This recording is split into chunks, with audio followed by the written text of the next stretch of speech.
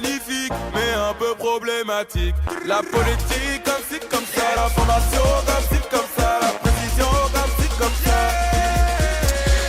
Et dans Ville d'Israël, on va revenir au pas de charge sur l'effet de la grâce qu'a demandé Benjamin Netanyahou au président israélien Yitzhak Herzog. On va voir l'effet que cette grâce pourrait avoir sur les sondages politiques en Israël qui annoncent le Likoud en tête et Yesh Atid en dessous du seuil d'éligibilité. Lise, vous en parlez ce matin, on n'a pas été chercher bien loin notre interlocuteur, puisqu'il s'agit de Jonathan Serrero, journaliste sur Radio Judaïka bien sûr, mais aussi et surtout spécialiste de la politique intérieure israélienne. Je vous laisse parler de tout cela avec lui. Alors Jonathan, c'est vrai que le monde a été un petit peu surpris que tout de suite après cette annonce de demande de grâce de Benjamin Netanyahou à Yitzhak Herzog, le premier sondage qui sorte soit tout de suite sur une remontée du Likoud, remontée très claire, sur une potentielle majorité à 67 sièges pour la coalition actuelle. Alors qu'est-ce qui s'est passé? Qu'est-ce que ça change, cette demande de grâce de Benjamin Netanyahou? Déjà, il faut le dire, Alice, c'est que l'augmentation, la montée du Likoud est observée déjà depuis plusieurs mois.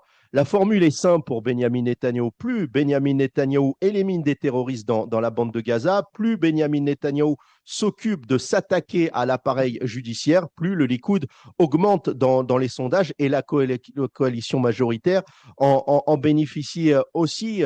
Benyamin Netanyahou est souvent perçu par son électorat comme le monsieur sécurité. C'est comme ça qu'il s'est présenté depuis 2009 dans les différentes campagnes électorales qu'il a menées depuis 2009, depuis son retour aux affaires. Et la formule fonctionne, même si il s'est passé ce qui s'est passé le 7 octobre. Son électorat ne lui en tient pas rigueur. Pour le moment, on verra bien ce qui se passera lors des prochaines élections, mais on le voit dans les différentes enquêtes d'opinion, le Likoud augmente et la coalition aussi garde le cap de ces mandats obtenus lors du dernier scrutin, Lise. Alors, il y avait aussi cette inquiétude des orthodoxes, Jonathan, puisque justement, Benjamin Netanyahou semble avoir le vent en poupe, hein. Ses partenaires de coalition se disent, avec tout le bisbis qu'il y a autour de la loi de la conscription, ils pourraient nous lâcher pour trouver d'autres partenaires à mettre à notre place. Aujourd'hui, Benjamin Netanyahou tient beaucoup à son alliance avec les partis orthodoxes. C'est la raison pour laquelle Benjamin Netanyahou prépare avec minutie sa prochaine intervention publique sur ce dossier ultra brûlant de la loi de conscription à Tsahal des élèves des établissements talmudiques orthodoxes. Il sait, Benjamin Netanyahou, d'expérience, que sur cette loi, sur cette question-là, la coalition peut chuter du jour au lendemain. Il l'a déjà expérimenté, c'était en décembre 2018, qui lui a valu une série d'élections, une série de défaites électorales qui ne lui ont pas permis de revenir de manière continue aux affaires. Donc aujourd'hui, Benjamin Netanyahou prépare avec attention à préparer ce projet de loi en collaboration avec le député Likoud, président de la Commission des Affaires étrangères et de la Défense, Boaz Bismuth. Il s'est engagé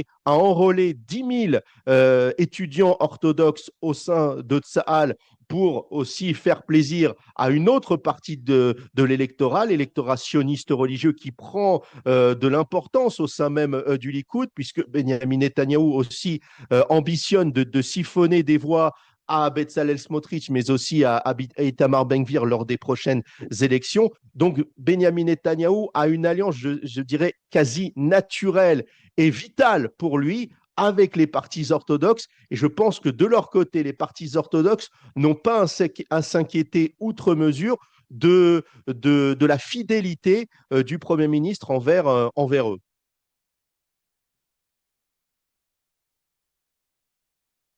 Souci avec Lise. mon micro, ça y est.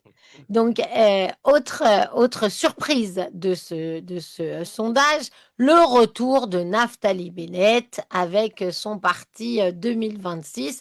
Naftali Bennett qui éclipse totalement ses anciens partenaires de coalition, que ce soit Benny Gantz ou Yair Lapid. Alors, Si